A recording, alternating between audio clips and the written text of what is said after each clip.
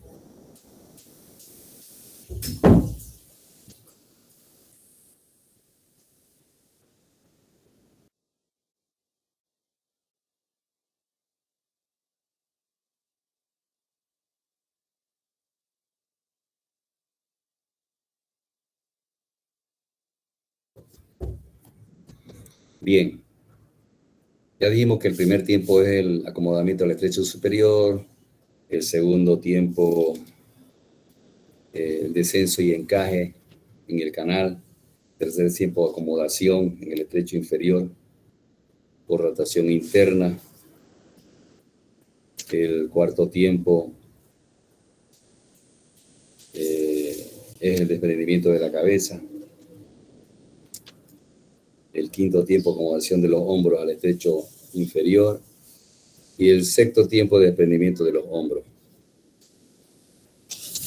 Entonces, en todo ese proceso que realiza el trabajo de parto,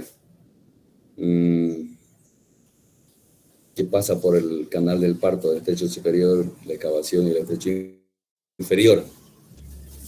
Dijimos nosotros también que en esa formación, en esa salida de la cabecita, se forman los cefalomatomas por el cabalgamiento de algunos huesos, los huesos parietales y occipitales en la salida del canal. Tanto así que se forma el cefalohematoma, que está constituido por un derrame hemático producido por alguno de los huesos de la bóveda craneana, tanto de los parietales como de los occipitales. Entonces, en cuanto a la atención del parto, las condiciones obstétricas y neonatales esenciales para la atención del parto tienen que ser la mejor. Toda mujer debe tener el fácil acceso a una institución formal que le garantice la provisión de los cuidados necesarios para una atención del parto. El lugar donde se pueda atender el ambiente físico para la atención de parto tiene que ser adecuado. Entonces, pueden haber excepciones. Habían excepciones, por ejemplo, muchas veces en los centros de salud, cuando hemos atendido las pacientes que han sido parto domiciliarios, se encontró que en los partos domiciliarios se incrementó la mortalidad neonatal, también materna, pero más era neonatal. En la atención del parto son etapas muy peligrosas. Las etapas más peligrosas es durante el parto y el puerperio inmediato. Vamos a definir después qué es el puerperio, o puerperio inmediato, inmediato, tardío y el alejado. El bienestar de la madre durante el trabajo de parto es fundamental. Que el equipo de salud tenga un trato amigable con la embarazada, un trato de calidad y calidez, que la oriente, que la apoye en el trabajo de parto, en las contracciones uterinas, en los pujos, como ya dijimos, en cada contracción uterina hay que orientarla para que los pujos sean espontáneos, sean dirigidos, como dijimos en la clase anterior. Entonces, el acompañamiento para el apoyo emocional físico de los cuidados básicos también es importante, alguien que esté a su lado, porque a veces la paciente no quiere que esté alguien con ella, pero generalmente uno trata de que haya un familiar ahí para que vea cómo se atiende el parto. Se aconseja tener una preparación psicofísica previa durante su embarazo.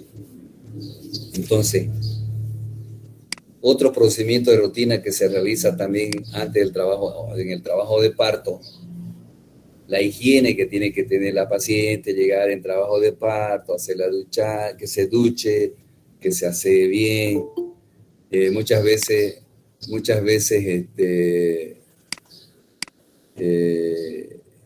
en mucho tiempo atrás se colocaba enema de rutina, un enema para que haga caca y no se haga caca en el trabajo de parto. O sea, en los pujos y en las contracciones y en los pujos, siempre se hacían caca. Entonces, en ese tiempo se hacía enema. Pero hoy ya no. Eso ha cambiado. Llega el trabajo de parto y espera nomás que salga el feto. Antes también se rasuraba a la paciente el pubis. Se rasuraba para que no haya contaminación. La alimentación, la hidratación de la paciente, hay que preguntarle si en realidad comió, si está tomando líquido para que tenga así más fuerza de pujar y mejore las contracciones uterinas. La conducta durante el periodo de dilatación, el primer periodo de parto, no se olviden que los periodos del trabajo de parto son 3: borramiento y dilatación y borramiento, expulsión y alumbramiento, que son los 3 periodos importantísimos. En el primer periodo del parto, los controles durante el periodo de dilatación son importantísimos, los controles maternos. Controlar la temperatura, controlar el pulso, controlar la presión arterial sistémica. Un incremento leve o transitorio de la presión arterial sistémica, diastólica o sistólica, puede presentarse en el mismo trabajo de parto. Puede haber una hipotensión también sistémica, pero eso se debe a la disminución del retorno venoso al corazón derecho o la compresión del útero gravídico sobre la vena cava inferior. Entonces puede haber una hipotensión sistémica. La posición de la madre y la duración del trabajo de parto también es fundamental. La posición de la madre puede ser el lado izquierdo, el lado derecho, el cúbito dorsal, el cúbito lateral. Depende. Yo una vez me acuerdo que estaba teniendo un parto, me dice la señora, no lo voy a tener en la camilla, lo voy a tener en el suelo. Entonces se sentó como si estuviera en una taza, como si estuviera haciendo caca. Se sentó y pujó hasta que lo sacó. Entonces, uno respeta esa posición porque es la más cómoda también de la paciente en el trabajo de parto. Los controles obstétricos son fundamentales. Controlar la contractura uterina, la contractilidad uterina. El trabajo de parto franco se caracteriza por la aparición de contracciones involuntarias y rítmicas y dolorosas de las contracciones uterinas. Se controla, se pone la mano en el abdomen y se controla las contracciones en 10 minutos o en 20 minutos, cuántas contracciones hay, para que así uno se dé cuenta también que en realidad ya se acerca el periodo de expulsión. Periodo de dilatación, periodo de expulsión y el periodo de alumbramiento. No se olviden siempre los 3 periodos. Ya dijimos que también puede haber dolor, pero el dolor ya sabemos que es la dilatación del cuello. La dilatación del cuello, la distensión del peritoneo uterino, la distensión del segmento inferior, distensión de los ligamentos del útero. Entonces, eso es fundamental, controlar las contracciones uterinas. Otro factor importante que hay que controlar son los latidos del corazón del fetal, la frecuencia cardíaca fetal. Siempre hay que controlar. Cada rato la frecuencia cardíaca fetal es importantísimo para que tengamos la noción de que en realidad está a 140, 135, 140 latidos por minuto, que no pase de más de 160 ni que disminuya menos de 160. No nos olvidemos de los DIC, DIC 1, DIC 2 y DIC 3. Los DIC 1 o desaceleración precoz es la desaceleración máxima que coincide con el espejo, con el acné de la contracción. Hay contracción y hay descenso de la frecuencia cardíaca. Sin embargo, en los DIC-2, la desaceleración tardía, entonces el valle de la caída ocurre durante el periodo de relajación. No hay contracción, hay decalage, hay relajación. No tiene relación con la contracción uterina. El primero, el DIC-1, sí.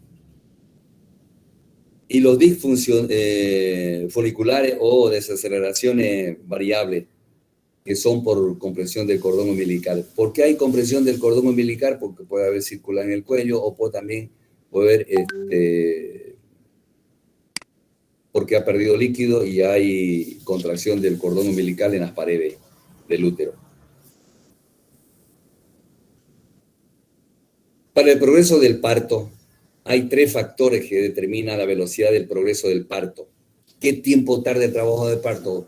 Si es primigénita, si es multípara. Estos factores son 3, por ejemplo. Estos son la paridad de la mujer. Mientras más multípara sea, mientras más hijos haya tenido, el tiempo es más corto. El estado de integridad de las membranas ovulares. No nos olvidemos que la membrana ovulares más el líquido amniótico favorece el desplazamiento del feto. Y la posición que adopta la madre durante el periodo de dilatación, ya sea parada, ya sea caminando, ya sea echada en decúbito lateral izquierda o derecha, o decúbito dorsal. El periodo más largo es el de borramiento. Una vez comienza la dilatación cervical, la duración es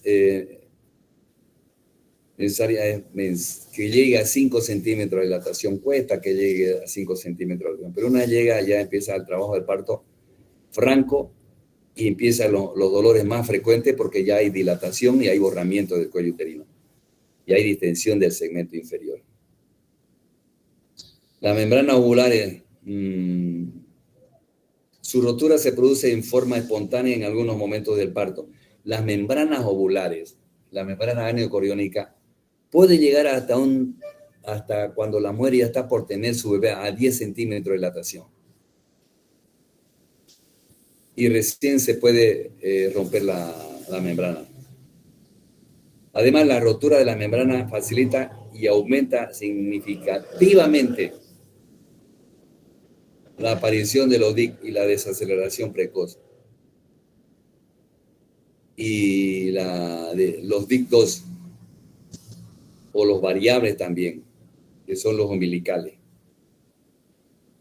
En el mismo trabajo de parto hay que tener mucho cuidado también en aquellas pacientes que en realidad, generalmente las pacientes que están en trabajo de parto tienen que tener todos los laboratorios adecuados. Entre ellos tenemos el VIH o el VIH.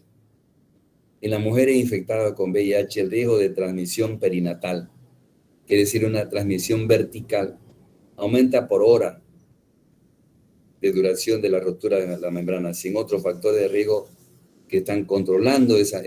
Generalmente esas pacientes que están con VIH se tienen que programar y operar que no entren en trabajo de parto por el riesgo de la infección vertical que tiene que tener que pasar bebé.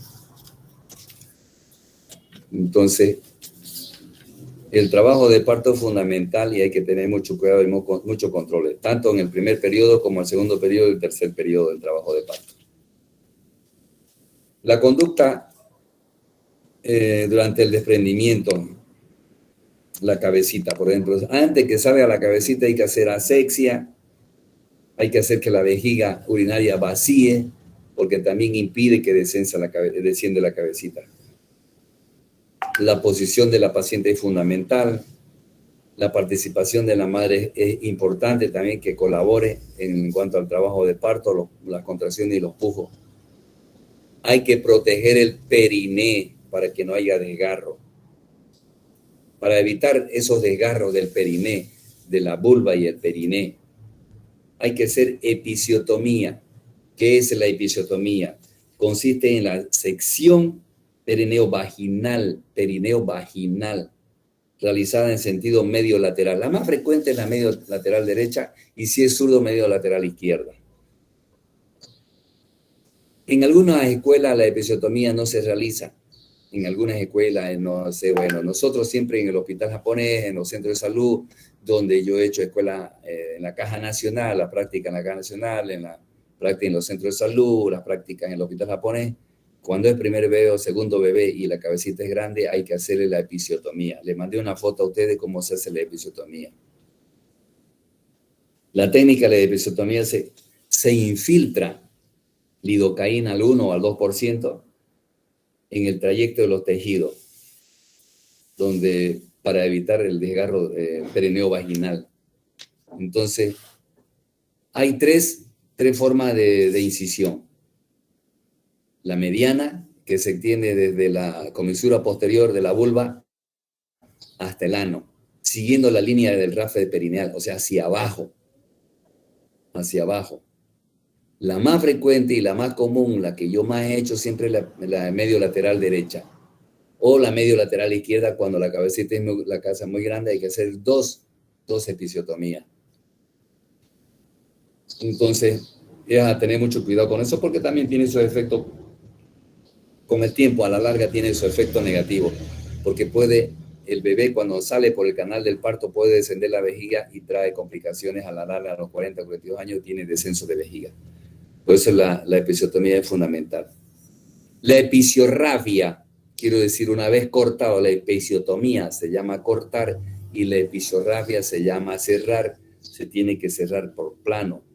La técnica de la episiotomía tiene que ser primero muscular y cerrar los músculos y después cerrar piel. No dejar espacios muertos en la episiotomía. Entonces, fundamental, el plano muscular y los planos celulares. No dejar espacios muertos. En el nacimiento hay que tener mucho cuidado para también tener la protección perineal. Un cuadro fundamental que yo quiero que ustedes, no sé si han entrado conmigo a quirófano, aquellos que han entrado a quirófano. Sale el bebé y nosotros lo ponemos al bebé en el abdomen de la mamá. Lo sentamos en el abdomen de la mamá. Eso tratamos de que en realidad, si sale el bebé y sigue latiendo el cordón umbilical, dejamos que en realidad deje de latir, desprenda la placenta y recién cortamos el cordón umbilical. Fundamental porque favorece al feto. A eso se llama ligadura oportuna tardía. El cordón del cordón umbilical. Se debe realizar en todos los recién nacidos con el objeto de prevenir hemorragia en las primeras horas de vida. Entonces, para contribuir a prevenir la anemia ferropénica del niño, se sienta el bebé en el abdomen de la mamá o se aspira con una perilla y se palpa el cordón umbilical que siga latiendo. Mientras esté latiendo, quiere decir que esa placenta está unida al útero y todavía hay una circulación útero-placentaria y todavía pasa hacia el bebé. El bebé todavía está recibiendo la oxigenación materna y favorece al feto.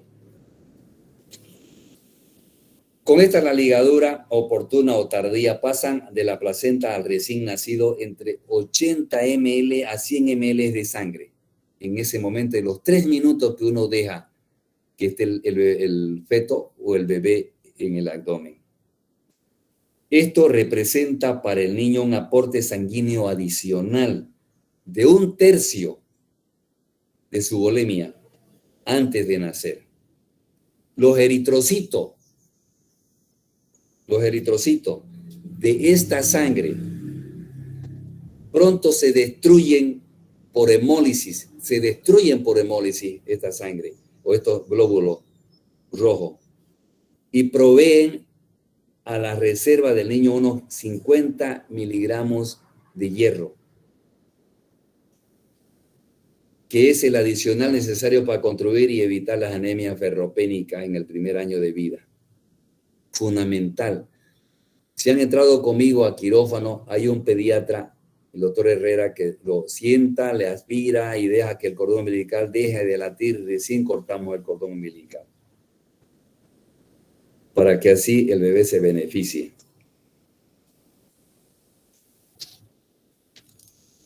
En el tercer periodo, el periodo de alumbramiento, el periodo placentario, periodo normal o alumbramiento o tercer periodo del parto, yo le comenté en la clase anterior que hay desprendimiento de la placenta. Los tiempos del alumbramiento o el periodo placentario o tercer periodo del parto, ¿cómo se llama? Porque los periodos del parto son tres, diré. Borramiento y dilatación, dilatación y borramiento, expulsión y alumbramiento, el tercer periodo. Este periodo comprende 4 etapas. El periodo placentario de alumbramiento comprende 4 etapas. El desprendimiento de la placenta, el desprendimiento de la membrana, el descenso de la placenta y la expulsión de la placenta. Son claves o importantísimos esos pasos en el periodo de alumbramiento. En el desprendimiento de la placenta, tan pronto como el feto se desprende del útero, se retrae el útero porque disminuye el contenido y queda la placenta solamente adentro. Esta actividad contráctil será el motivo fundamental del desprendimiento de la placenta, porque disminuye el útero de tamaño y hace que la placenta se vaya desprendiendo de a poquito también. Esta actividad es la que determina el desprendimiento y el descenso de la placenta. Sale el bebé, disminuye el tamaño del útero y también hace de que disminuya el útero y desprenda la placenta. Además de eso, las contracciones del útero constituyen un agente fundamental en el desprendimiento de la placenta en el tercer periodo. En el plano del desprendimiento de la placenta, nosotros tenemos mecanismos por el que puede desprenderse la placenta y se verifica de 2 maneras. El body loop Schulzer, que responde al proceso es el desprendimiento de la placenta de la parte central. Quiero decir que la placenta está pegada al útero y se desprende en la parte central. No hay sangrado periférico. Puede haber un hematoma retroplacentario porque la placenta, atrás de la placenta se está desprendiendo y está formando el hematoma retroplacentario. El otro desprendimiento, son 2 desprendimientos de la placenta, que pueden ser preguntas de examen. El segundo desprendimiento del Bodelup-Duncan, que ese desprendimiento se realiza en la periferia de la placenta. Ahí nosotros vemos que sangra la paciente, sangra por vía vaginal y vemos que en realidad ese es un desprendimiento periférico o Bodelup-Duncan. Esos 2 tipos de desprendimiento. Ahora, el desprendimiento de la membrana tenemos que tener mucho cuidado. Cada vez, la vez que sale la placenta, tenemos que tener el cuidado de que la placenta salga con todo. Tenemos entre 18 a 20 cotiledones en una placenta a término, calcificada. lo vemos, tenemos que verificar. Cuando sale la placenta, verificamos los cotiledones, que hemos hablado nosotros en la formación de la placenta. Entonces, y evitar que haya membranas, las membranas aniocoriónicas que se pueden quedar adheridas a la pared del útero y pueden producir mucho sangrado.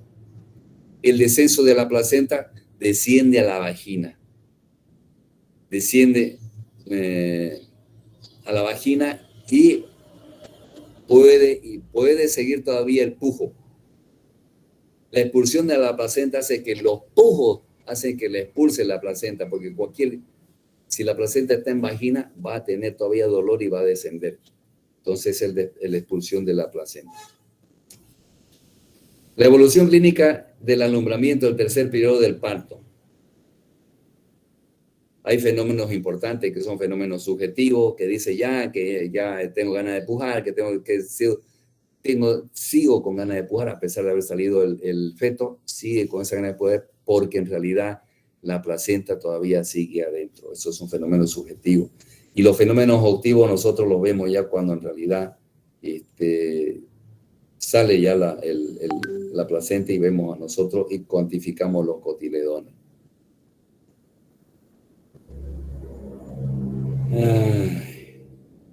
Durante el curso del alumbramiento se produce siempre una pérdida sanguínea o la pérdida de sangre, que es un promedio más o menos de 300 a 500 ml, la pérdida de sangre, que es lo normal.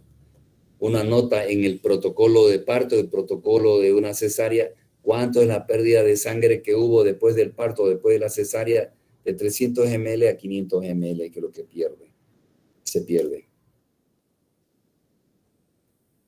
Cuando sobrepasa los 500 ml, se considera que hay una hemorragia postparto. Hay que tener mucho cuidado con las hemorragias postparto. ¿Qué más? A ver. Cuando sale la placenta, esto es fundamental, cuando sale la placenta, la pérdida de sangre se detiene en cuanto se expulsa la placenta y el útero se retrae. Los vasos arteriovenosos que quedan abiertos en la pared son fuertemente comprimidos y obliterados por la red muscular del útero. ¿Qué quiero decir? Las ligaduras vivientes.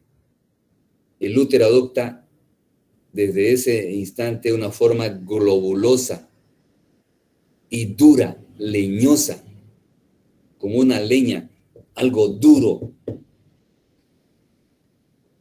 llamado el globo de seguridad de Pinar.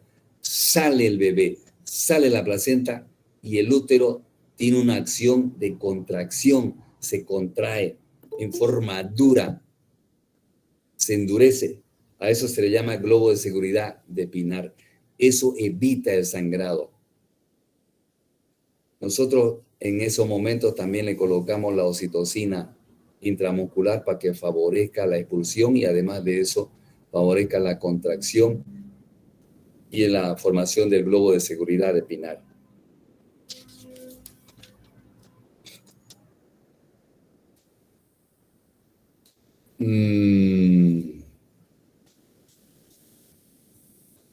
En todos los libros van a encontrar ustedes que la administración de la oxitocina es fundamental. En los centros de salud sale el bebé, le colocan la oxitocina intramuscular y esperamos que desprenda la placenta. Conforme va disminuyendo la placenta, el útero también va disminuyendo, va desprendiendo la placenta. Entonces la oxitocina favorece a esa reducción del útero y favorece el desprendimiento de la placenta.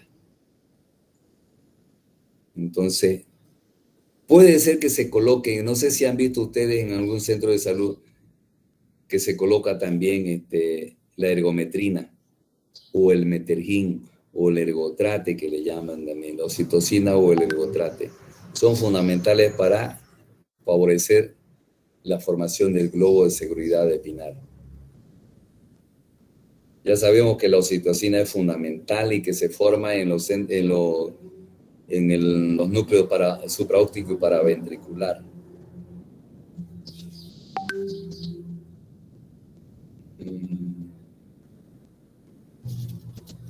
¿Qué más?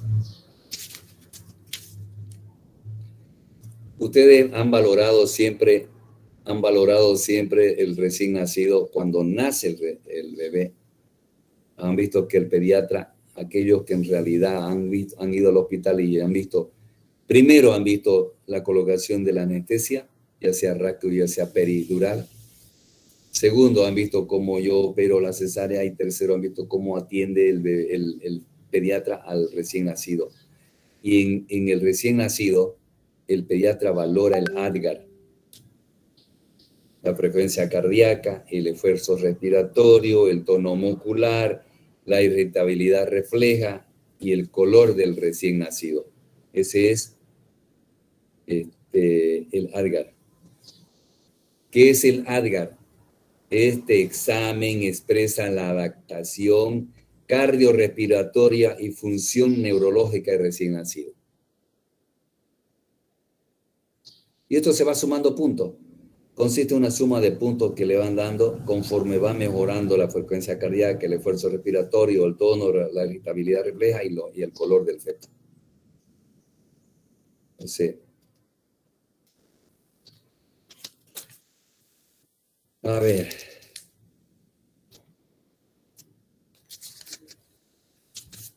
¿Qué más? Fundamental, lo que aconsejan siempre los pediatras, la lactancia materna, siempre. Siempre. La leche materna, el amamantamiento o la amamantación. Entonces, no sé si han visto ustedes en los centros de salud, en los hospitales, que hay 10 pasos para una lactancia feliz o una feliz lactancia natural. Siempre hay en los hospitales o en los centros de salud que eso favorece. Es un cuadro de orientación en cuanto a la lactancia materna.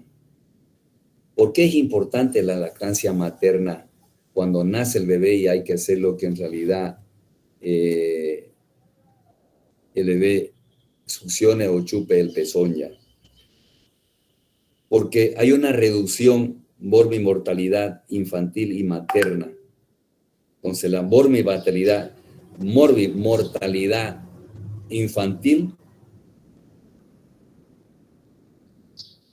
es la prevención de afecciones como diarrea, infecciones de la vía respiratoria, otitis media, otras infecciones, así como la prevención de defunciones causadas por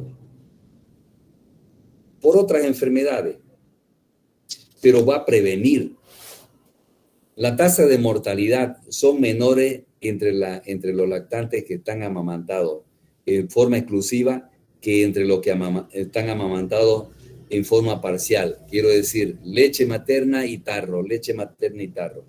Los niños amamantados sobresalen en pruebas de desarrollo intelectual y motor en comparación con los que no han sido amamantados. Existiría una asociación entre la alimentación natural y la disminución del número de enfermedades crónicas o no transmisibles como la alergia, la diabetes, la hipertensión, el cáncer, enfermedades de Crohn. Eso previene la lactancia materna. ¿Qué previene la lactancia materna en la madre? La lactancia materna iniciada inmediatamente después del parto produce una liberación de oxitocina que al estimular la contracción uterina participaría en la reducción del sangrado postparto. ¿Qué quiero decir? Si el bebé succiona, chupa el pezón, va a formar la oxitocina. Esa oxitocina favorece que haya contracción uterina, que se forme el globo de Pinar y evitamos la hemorragia postparto o la atonía uterina, que es una de las complicaciones de la hemorragia postparto. La lactancia materna retrasa el regreso de la fertilidad. Hay muchas mujeres que dando de lactar no menstruan, que llamamos nosotros la mela. La lactancia materna retrasa el regreso de la fertilidad. No se embaraza, reduciendo la exposición a los riesgos asociados a corto o intervalo intergenésico. Quiero decir que si hay solamente lactancia materna hasta el año y medio, entonces el periodo se va a cortar en algunas mujeres y no se va a embarazar. El periodo intergenésico se alarga, se elonga de 3 años a 5 años para buscar así un método adecuado para que la mujer no se embarace seguido. A largo plazo, las madres que amamantan tienen un riesgo menor de sufrir cáncer de mama o cáncer de ovario. Disminuye el porcentaje de cáncer de mama. Aquellas que amamantan, madres que dan leche materna, disminuye el cáncer de mama y cáncer de ovario. El tiempo óptimo de amamantamiento, yo creo que los pediatras les han de haber enseñado a ustedes que en realidad la lactancia materna exclusiva hasta los 6 meses de edad, más o menos, del recién nacido. El destete progresivo desde los 6 meses a los 2 años de edad. A partir de los 6 meses adelante, de la ablastación. El destete quiere decir que en realidad le va a dar, a partir de los 6 meses adelante ya se le da sopita, se da puré de manzana, de guineo y encima sigue chupando, sigue amamantando. En cuanto a la fisiología de la lactancia, nosotros hemos hablado de la fisiología de la lactancia. La glándula mamaria, la glándula de la areola aumenta de tamaño y la piel se oscurece y los pezones crecen. El tejido glandular de las mamas produce calostro, contenido proteico y con inmunoglobulina que van a dar defensa a ese recién nacido. La prolactina, que hemos hablado siempre, la hormona, la prolactina, aumenta en forma importante en el tercer trimestre del embarazo. Va a aumentar. Pero su acción galactógena está inhibida todavía por los estrógenos y especialmente por la progesterona, que impide que aumente la prolactina y haya mayor cantidad de formación de leche. Cuando la expulsión de la placenta disminuye abruptamente, los niveles de progesterona y de estrógeno también disminuye y aumenta la prolactina. No se olviden que la placenta, a partir de los 14 y 16 semanas hacia adelante, la placenta va a formar estrógeno, progesterona, lactógeno placentario. Antes, nosotros habíamos visto que la placenta como trofoblasto, antes de ser placenta, llamada trofoblasto, forma la gonotrofina coriónica que nos da el diagnóstico del embarazo. Entonces, al desprenderse la placenta, al salir la placenta en el periodo de alumbramiento, disminuye la formación de estrógeno y progesterona y hace que en realidad se forme la prolactina. Por los reflejos de succión, el reflejo de succión hace que la mamá forme prolactina que se forma en el lóbulo anterior de la hipófisis. Ese reflejo hace que haya formación de leche. Y además de eso también hay una formación de oxitocina que favorece a la expulsión de la leche de la glándula mamaria.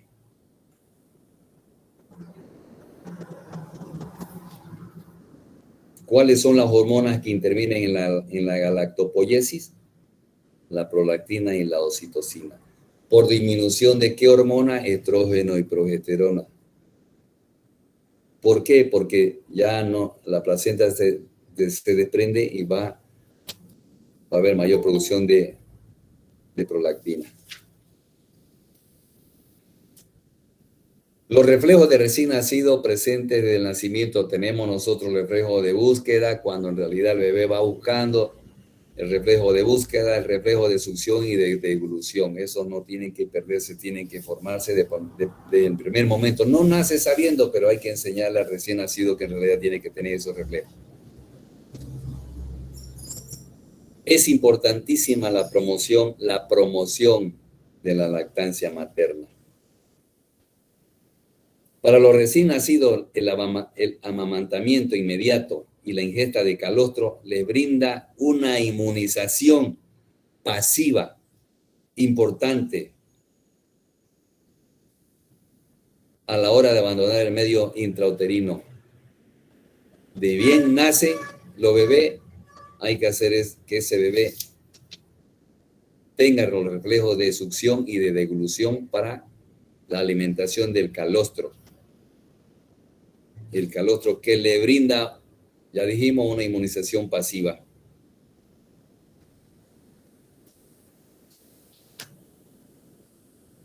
¿Qué más? A ver, nosotros vamos a ver en un tema después, hemorragia postparto. Entre las hemorragias postparto tenemos nosotros la atonía uterina, restos ovulares, desgarros de membranas ovulares, restos ovulares, desgarro primero, segundo, tercer grado, inversión uterina. Entonces, eso son hemorragias postparto. La más grave, todas son graves, pero la más grave es la atonía uterina. Siempre se tiene que tener el cuidado de que después de un parto, controlar las 2 primeras horas son fundamentales, porque ahí es donde se tiene que tener y evitar, tomar en cuenta, evitar el sangrado postparto. ¿Qué quiero decir? Controlar el globo de seguridad de Pinar. Nosotros cuando nace el bebé, ya sea parto o ya sea cesárea, le ponemos una bolsa de arena de 1 kilo, de 2 kilos, para que también favorezca a la formación del globo de seguridad de Pinar. Entonces, hay que tomar mucho en cuenta, después del parto, el control del útero para evitar la hemorragia postparto o la atonía uterina, que es fundamental, que es la que nos da muchas complicaciones en las 2 primeras horas después del parto.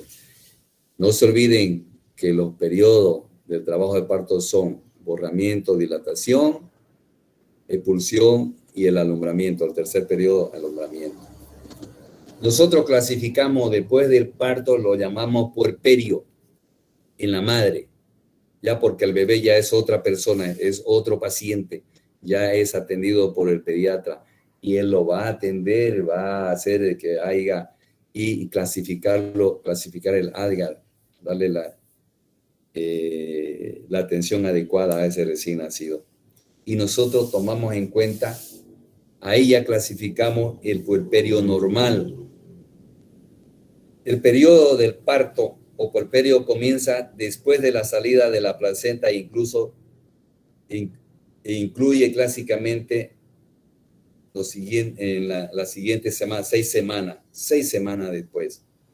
Pero el puerperio postparto o puerperio se divide en 4: puerperio inmediato, puerperio mediato, puerperio alejado y puerperio tardío.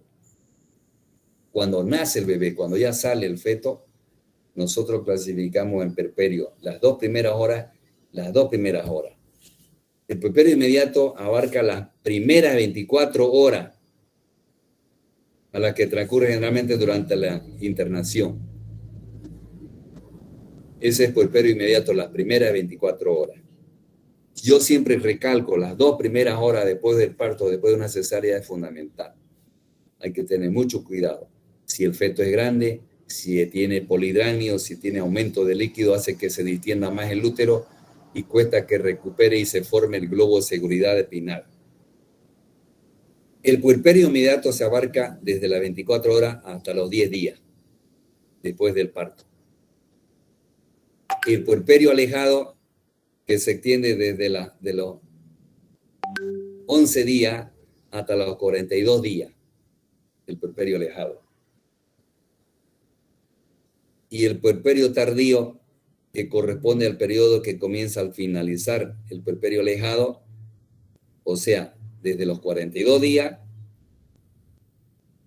del parto y se extiende hasta los 364 días cumplidos, o sea, al año.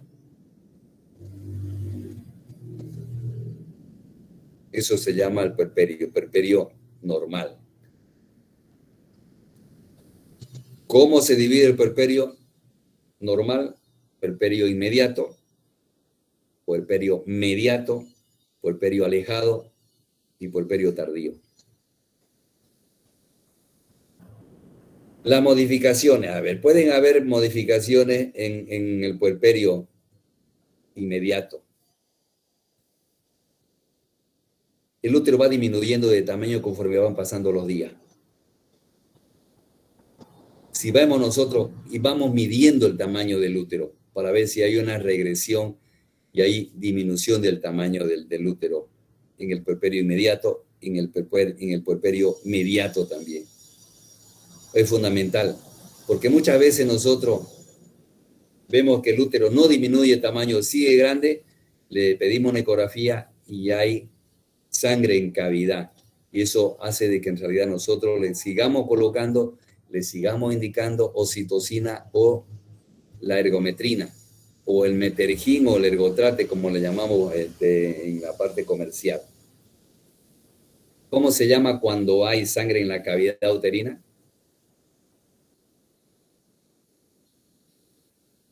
Carla Morejón.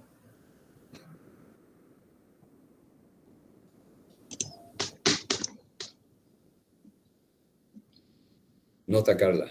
Inés Choque. Estoy, doctor, disculpar mi... Presenta, doctor Inés Choque. ¿Cómo se llama cuando hay sangre en cavidad uterina? Y ya se lo he recalcado varias veces. Doctor.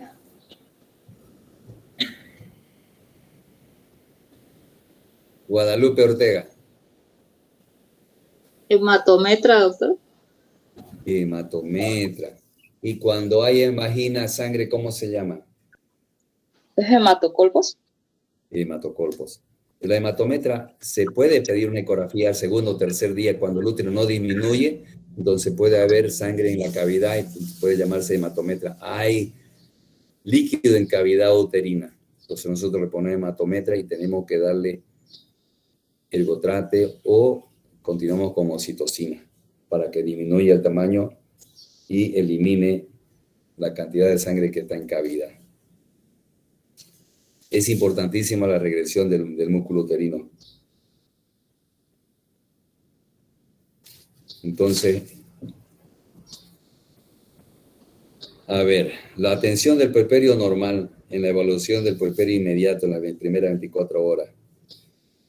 Hay que tomar en cuenta la vigilancia durante las primeras horas, 2 horas del puerperio inmediato, para evitar las mayores complicaciones de choque hipovolémico por hemorragia que pueda presentar la paciente. Fundamental el globo de seguridad de Pinar en las primeras horas, en las primeras 24 horas. Mejor si son las 2 primeras horas. Hay que tomar muy en cuenta eso. A ver, conforme va pasando también los días, hay que tomar mucho en cuenta algunos factores que son importantísimos después del parto.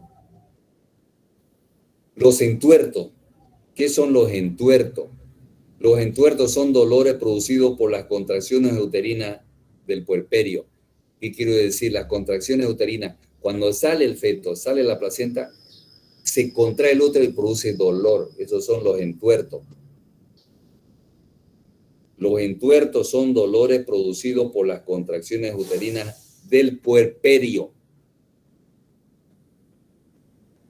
Se presenta generalmente en la multípara, más en la multípara, que producen ese tipo de dolor.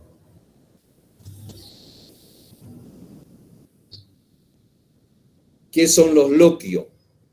Yo pregunto en la visita, en el hospital japonés, ¿cómo están los loquios? Los loquios están hemáticos, están serohemáticos, están serosos, dependiendo de los días uno va clasificando la cantidad de sangre que está perdiendo el útero por disminución y contracción del útero. Con los días va disminuyendo y va eliminando la cantidad de sangre que tiene en cavidad. Eso se llama los loquios. Durante el puerperio hay una eliminación líquida por la vulva formada por la sangre que emana de la herida placentaria. ¿Qué quiero decir? Que donde se implantó la placenta y donde se desprendió hay una mayor vascularización. Entonces, en esa parte va a sangrar una cierta cantidad y dependiendo de eso uno va clasificando la cantidad de sangre, el color y el tiempo que va pasando para llamarlo loquio.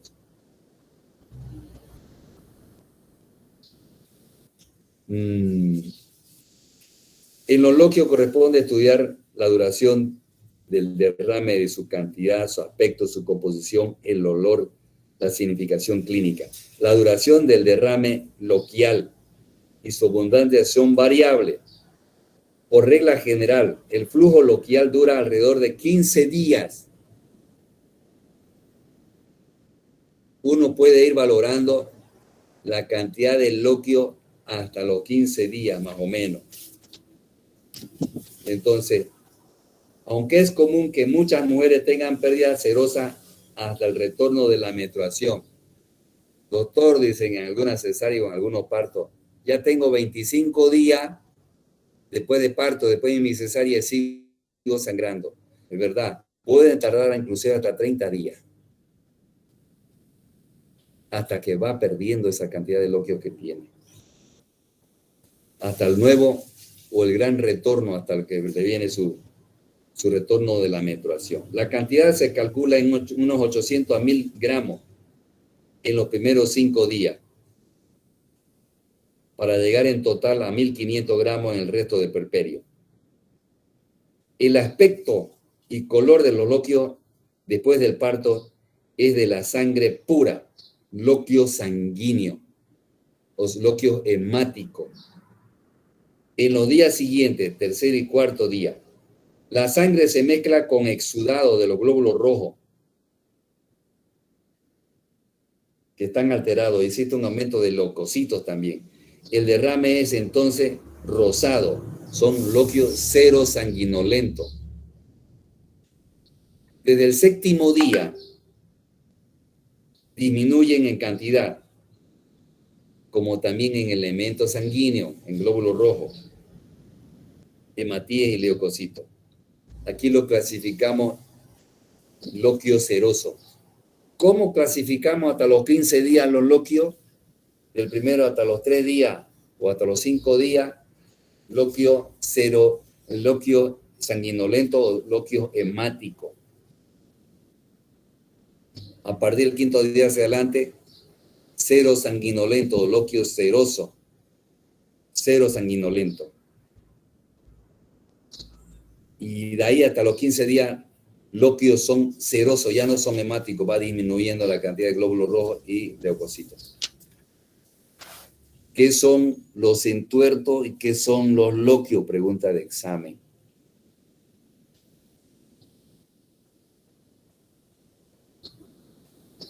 ¿Qué más? Siempre hay una recomendación en este tiempo, en esta época del puerperio, la lactancia materna, porque favorece a que disminuya el sangrado, que endure el útero, a la formación de prolactina y a la formación de oxitocina, que favorece a la formación del globo de seguridad de Pinal.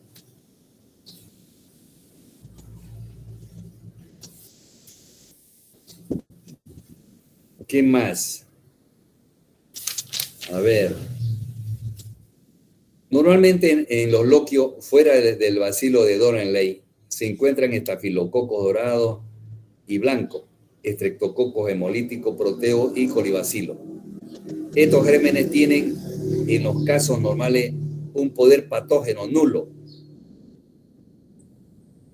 ya que al parecer los loquios ejercen una acción frenadora sobre los cultivos microbianos.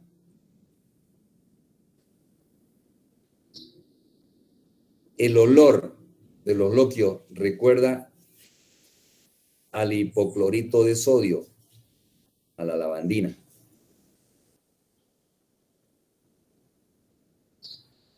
La ausencia de los loquios significa su retención, loquiometra. Cuando hay en la cavidad uterina, hay loquiometra. En caso de infección, los fétidos son de mejor pronóstico. O sea, hay que tener la capacidad de verificar los loquios hemático, seroso, sanguinolento, serohemático y seroso, para también ver el olor y el color, y clasificarlo por ahí. Hay una, a partir de los 5 días o 6 días hacia adelante, hay una endometritis por contaminación. Muchas veces nosotros atendemos un parto y la paciente se hace caca. Y con el mismo guante hacemos limpieza de la cavidad uterina, contaminando la cavidad, y podemos producir también una endometritis. El paciente empieza con fiebre, con escalofrío, con malestar general. Entonces, hay que tener mucho cuidado porque es delicado eso.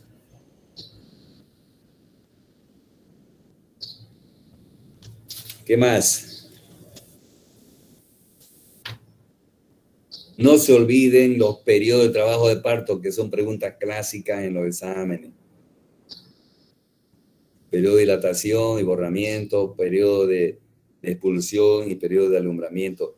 Cada una tiene un efecto importantísimo en la madre para la expulsión del feto. El periodo de dilatación y borramiento lo producen las contracciones uterinas y los pujos. Y hemos visto nosotros los fenómenos pasivos y los fenómenos activos. Los fenómenos activos son las contracciones uterinas y los pujos. Y los fenómenos pasivos, elongamiento del segmento inferior, borramiento y dilatación, formación de las bolsas de la agua, ¿qué más? Eliminación del tapón mucoso de los limos. Y en el trabajo de parto en sí, ya en la expulsión, los periodos que tenemos nosotros de presentación cefálica, los tiempos, primer tiempo, segundo, tercero, cuarto, quinto y sexto, los tiempos, cómo va ascendiendo y cómo va pasando el canal del parto desde el estrecho superior, en la excavación y el estrecho inferior, y los tiempos que va pasando, nosotros vamos también tomando en cuenta los planos de Hock, primer plano, segundo plano, tercer plano, cuarto plano. En el alumbramiento, en el periodo de expulsión, nosotros vemos que sale el producto, sale la presentación cefálica de vértice, que es la más común, disminuye el tamaño del útero y queda con la placenta adentro. Entonces, la placenta adentro, como ya no hay el tamaño del feto adentro, disminuye su tamaño del útero. Al disminuir el tamaño del útero también hace que haya desprendimiento de la placenta, el periodo placentario o el alumbramiento. No se olviden que los tiempos del alumbramiento son 4: el desprendimiento de la placenta, el desprendimiento de la membrana, el descenso de la placenta y la expulsión de la placenta. Esto, para que se produzca estos tipos de desprendimiento, tienen que haber 2. El desprendimiento de la placenta, Bodelup-Duncan, Bodelup-Schulze, que es el desprendimiento de la parte central de la placenta, y Bodelup-Duncan, que es el desprendimiento periférico de la placenta.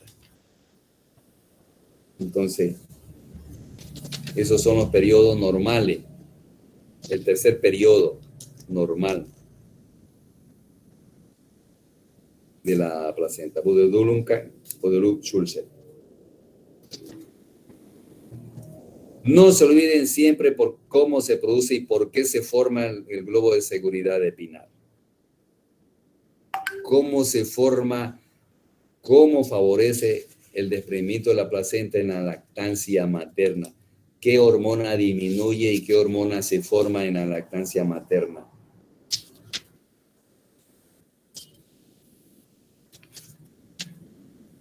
¿Qué más? El puerperio. la clasificación del puerperio. La clasificación del puerperio inmediato, puerperio mediato, puerperio tardío, puerperio alejado. Y eso va a depender de los días. El puerperio inmediato, que abarca de las primeras 24 horas, el puerperio mediato, que abarca de las 24 primeras horas hasta los 10 días, el puerperio alejado, que se extiende desde los 11 días hasta los 42 días. Y el puerperio tardío, desde los 42 días a los 364 días que tiene el año, hasta cumplir el puerperio. Fundamental, la lactancia. ¿En qué favorece la lactancia a la madre y en qué favorece la lactancia en el feto o en el recién nacido? El método de la lactancia o de la mela es fundamental porque produce amenorrea postparto. Amenorrea postparto porque la lactancia, porque hace que en realidad la prolactina bloquee la formación del LH y FSH arriba y no haya ovulación, no haya acción sobre el ovario. Entonces hay una amenorrea postparto. La relación entre la duración de la lactancia y la duración de la amenorrea postparto ha sido suficientemente demostrada, dice. A mayor duración de la lactancia, mayor duración del periodo de amenorrea. Muchas mujeres no menstruan porque están dando de lactar. No toda amenorrea es embarazo, no se vayan a olvidar a lo que quiero recalcarle. Pero hay que pedir test de embarazo en todas las mujeres que tienen amenorrea. Hay mujeres que tienen 3 meses o 4 meses que no le baja su periodo. ¿No le baja su periodo desde cuándo? Hace 4 meses. Pero es que estoy dando mi pecho. Entonces uno se da cuenta. Bueno, siempre tomar en cuenta eso, que sigue dando el pecho, sigue dando el lactar, fundamental. Pero siempre hay que pedir una ecografía a descartar otro próximo embarazo.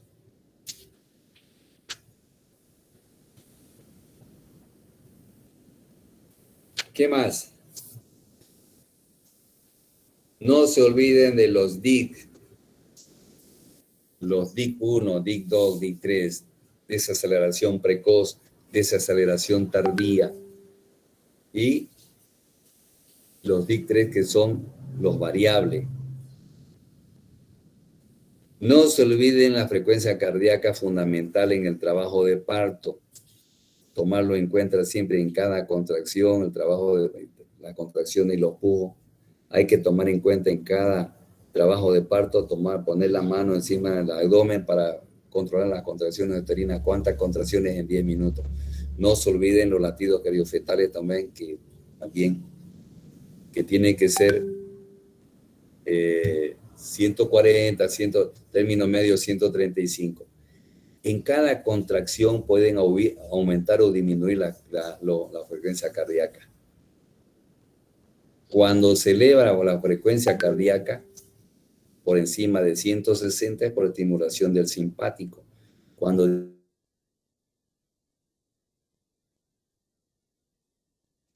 es por la formación o la activación del nervio vago. ¿De acuerdo?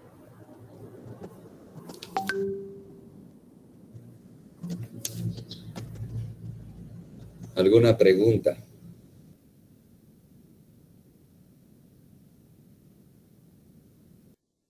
La episiotomía que se hace en el corte que se hace cuando va a salir el primer bebé, porque muchas mujeres dicen, doctor, no me cortaron cuando salió mi primer bebé.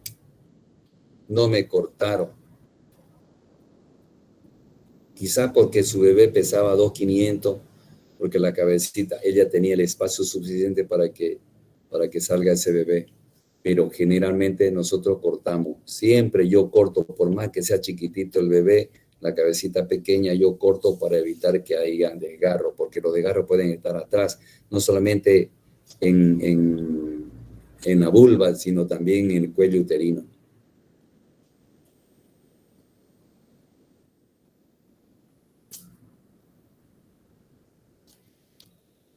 La episiotomía, medio lateral derecha o medio lateral izquierda, depende si es zurdo o es derecho el que está atendiendo el parto. Y la episorrafia es fundamental para cerrar por plano, no dejar espacio muerto, porque si no forma hematoma.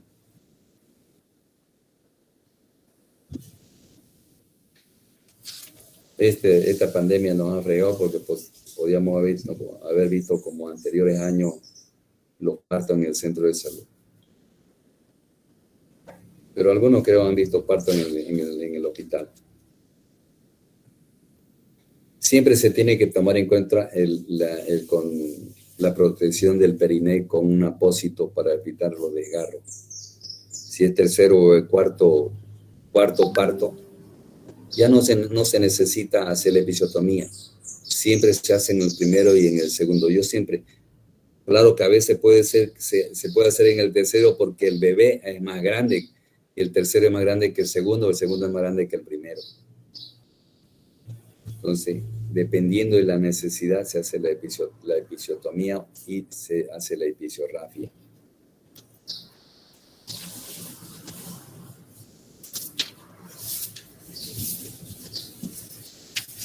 ¿Alguna pregunta?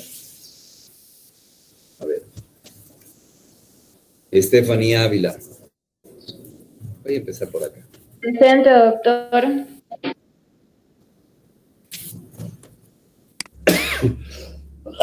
Perdón. Beatriz Arce. Beatriz Arce. Presente, Ávila. ¿Dónde está Beatriz Arce? ¿Dónde está Beatriz Arce? Presente, doctor. Buenas tardes. Aquí, Cannabis, doctor. ¿no? Ya. Sí. Andrea Capobianco.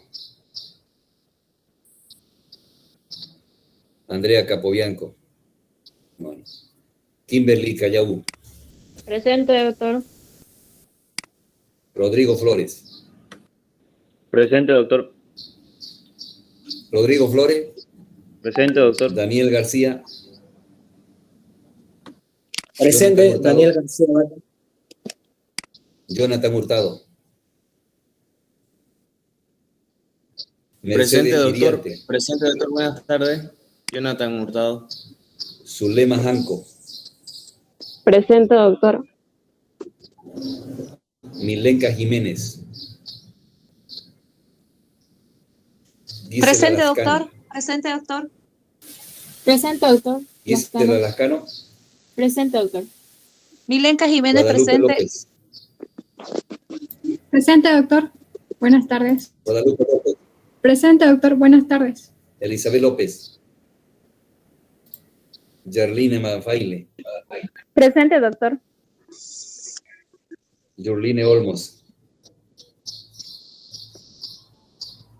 Vania Pinto. Presente, doctor. Lucero Prado.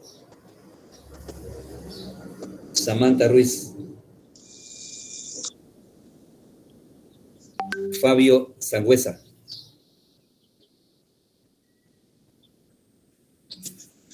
Doctor, un favor. Sofía Aguilera. Presente, doctor. Buenas tardes. Sofía Aguilera. Sofía Presente, doctor, aquí. María Buenas José tardes. Arteaga. Presente, doctor. Leonardo Azogue. Leonardo Azogue. Leonardo Azogue. Eduardo Burgos. Presente, doctor. Presente. Inés Choque. Presente, doctor Inés Choque. Presente. Ariel Chambi. Nelly González. Lucía Butiniano. Presente, doctor. Walter Eider Maquera. Presente, doctor. Milenka Molina. Presente, doctor. Milenka Molina. Guadalupe Ortega. Presente, doctor. Mauricio Osinaga. Presente, doctor. Ángela Paz. Presente, doctor. Buenas tardes. Rebeca Pantoja. Presente, doctor. Vicente Rodríguez. Presente, doctor. Buenas tardes. Ángelo Ruiz. Presente, doctor.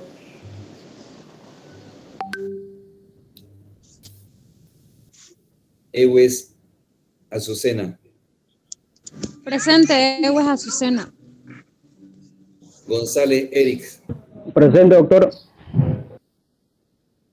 Noé Guayata. Presente, doctor. Karina Luna. Miguel Ángel Méndez. Romina Moreno. Hugo Ortiz. Presente, doctor. Jocelyn Pérez. Presente, doctor. Jocelyn Pérez. Sí, doctor, presente, Jocelyn Pérez. Carlos Gisbert. Presente, doctor. Carlos Gisbert. Presente, doctor. César Rivera. Presente, doctor. Zulenka Roca. Presente, doctor. Zulenka Roca. Presente, doctor. Leni Tapia. Presente, doctor. Leni Tapia. Presente, doctor. Marco Antonio Tolino. Valentina Balcácer.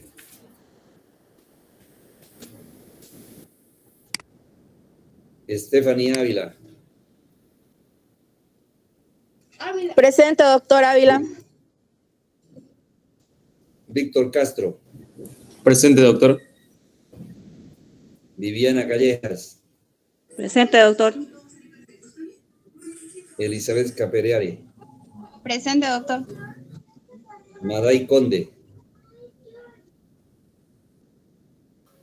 Betty Córdoba.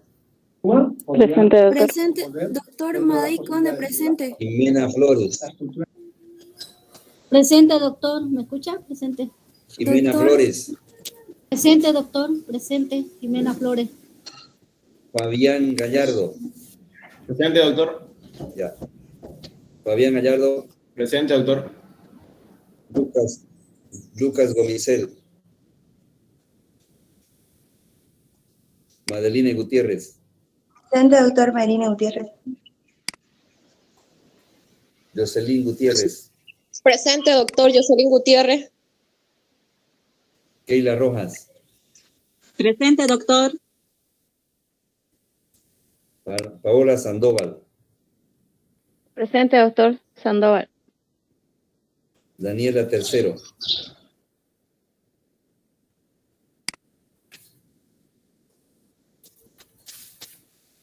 Victoria Andrade. Grisela Alvarado. Presente, doctor Alvarado.